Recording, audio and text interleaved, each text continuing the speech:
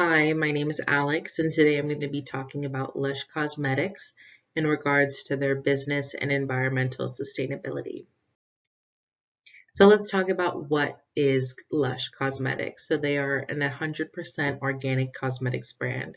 They were founded in 1995 by Mark Constantine and Liz Weir. Their slogan is Fresh Homemade Cosmetics, and that slogan is true throughout the entirety of this company.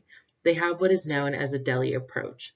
So, for example, if you walk into a meat market and you would like to try out a specific meat, you have the ability to do so and then purchase by the pound.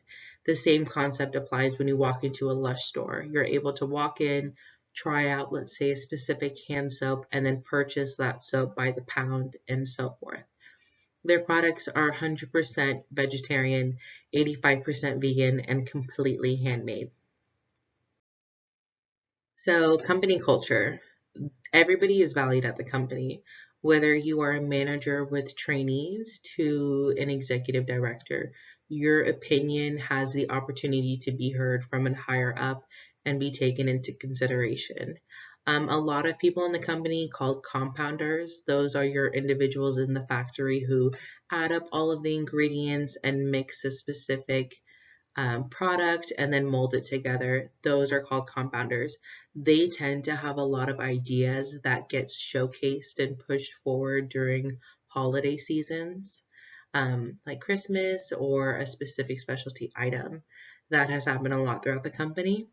Lush also has a policy that includes its stakeholders in most, if not all, of their decisions. As somebody who's taking part in the company, your opinion is going to be valued just as much as a full-time employee. So packaging, if any. So as an organic, eco-friendly company, they kind of had a slogan of what do you do with a bottle? When you purchase an item that comes in a bottle, let's say shampoo, and you're done. Do you throw it out? Do you recycle it? Do you reuse it? What do you do with it? So to kind of avoid this topic or this mindset, they make a lot of products that are considered naked items. So for example, a soap bar that has no packaging whatsoever. You buy it as a solid item and then you use it in the shower. It doesn't need to be packaged in anything. If there is a package, like their packaging for shipments, they're made out of recycled cardboard. They don't really want to use non-biodegradable packing beads because it's not good for the environment. Another one of their CSRs policies that run in the company is against unnecessary packaging. So they have eliminated not only unnecessary packaging, but items that they have found to be not as environmentally friendly, like palm oil. So they've removed palm oil from all of their products. A best way to describe how palm oil works as an ingredient is it doesn't go down the drain well. It's not something you could just throw outside in your plants and be fine. It is something that's hard to break down, therefore it's not the best for the environment. So they avoid using that item completely. So there's two products that I wanted to discuss. One product is called Jungle, and then the other product is called Sea Shepherd. So the company sells a conditioner called Jungle. 100% of the profits are donated towards the Rainforest Foundation. Another product that the company has is called Sea Shepherd. It brings awareness to shark finning and ocean wellness. Lush as a whole has a lot of CSRs that are environmentally friendly. They're not going to promote animal testing. That's a really big one for them. They've never done it. They would never do it. That's against their company guidelines. But they're also going to promote ocean wellness. Less trash in the ocean, less pollution. Therefore, if they have a specific product that maybe uses an ingredient from a certain era or a certain country that has a lot of pollution or needs the promotion of the rainforest, they're going to use the proceeds from that item and donate it to that foundation. That is something that the company has always done, and they continue to do so. I also wanted to discuss outsourcing of ingredients and self-promotion. So a company like Lush is going to get specific oils from other countries in South America or Africa and so forth. So the company considers a lot of factors when outsourcing ingredients. Do they have workers' rights? Are they environmentally friendly? Do they have animal protection, and how do they transport a specific ingredient? They're going to take into consideration their CO2 emissions within their transport. They also want to take into consideration if a specific company does not have animal rights, they're not going to buy from that company. They'll find somewhere else to do so. They also have a lot of self-promotion with compounders. So those individuals in the factories who add up all the ingredients, mold a specific product, and produce it, they're going to use that person's picture on a package. That's how they promote beauty. They have a slogan that goes, stereotypical image of what is beautiful doesn't feel right to us. Lush is not your company that's going to hire a model to promote their products.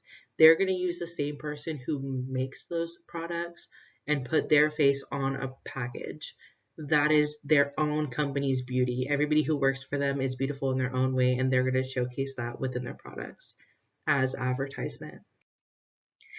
So there's something called an employee benefit trust. It is designed to give employees a stake in the company in the future. It's more like an incentive as to why to work for Lush.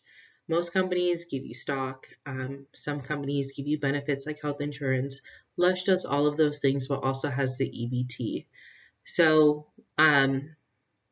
since 2017, 10% of employees have owned the EBT, and then it was kind of created to share 10% of the stock in the company, the shares in the company, only towards employees in this trust. So sustainability for outsourcing. Like I spoke about before, the specific guidelines required for them to outsource from a specific company applies throughout. The extremes that Lush goes to in order to understand its global supply chain and ensure that it meets its ethical standards is extremely high. That's what they built the company on. They're not going to divert from that to get a specific ingredient from a certain region.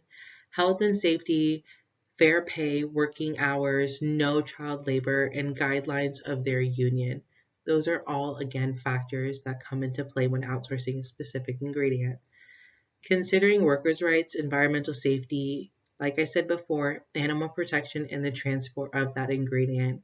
When I mean the transport of the ingredient, it also falls into the line of Lush products they're so organic with not many preservatives that the product is only good for about anywhere from 2 months to a year maximum. That's something you have to take into consideration. If you're going to order a specific ingredient that takes 6 months to get there, the product isn't going to have the shelf life that they need. Therefore, how the product gets there is an important factor. So environmental sustainability. 65% of Lush's range is completely self-preserving and zero waste. How they do this is they eliminate water in most of their products. That tends to add bacteria over time in a certain product, and then it goes bad a lot faster. Instead, they'll use ingredients like Japan wax, cocoa butter, mango butter, and avocado butter, which within themselves are self-preserving. They are zero waste compounds. So let's say a specific product uses limes. They're going to use the entire lime. They're not going to just throw out the peel. Every product is used when making something. Let's say they're using papayas. The seeds are also going to be used, if not in one specific product or in another. They're not just going to throw it out. 35% of their products sold are completely unpackaged. Like I said in the previous slide, they're advertised as naked packaging, no practicing at all. This kind of falls into their CSRs of like no waste, their no waste initiative. So bottles and pots are made from 100% post-consumer plastic and recycled ocean waste. A key for them is to make sure that the recyclables are BPA free. That is important. Biodegradable packaging, such as the peanuts or what they consider to be popcorn, is the packaging inside of a box when it ships from place to place. It's made out of recycled cardboard. They use reusable metal tins, and they wrap a lot of their products in natural leaves. So where is Lush now? So Lush has taken a setback with the COVID-19 pandemic in regards to shipping ingredients into the UK or other distributors distributing parts. That applies to most companies, but with Lush, they are coming back in respects of sales and how they're doing as a company whole. Um, and then the other kind of setback that they had was the Suez Canal blockage. That was a major blockage that blocked imports and exports for a lot of other major companies, but they're going to come back from it. Lush is a company that I really wanted to discuss in this PowerPoint, specifically in this project, because of how eco-friendly they are. You have a lot of companies that say they're here for the environment or they're here to have a more organic option. You could have a makeup company like L'Oreal who advertises lightweight makeup, but you know you're getting a lot of preservatives or maybe ingredients that aren't the best for your skin. With Lush, it's organic through and through. Preservatives are not there unless they are natural. Excess of unorganic materials in your soaps, your waters, your conditioner, they don't apply to this company. If you're transitioning your life to support a company that is there promoting our ecosystem and global warming and how to counteract our CO2 emissions, Lush is a company that you have to support because they do all of these things and they have been doing it since 1995, since they've opened. So thank you for listening to my speech and I hope everybody has a good day. Thank you.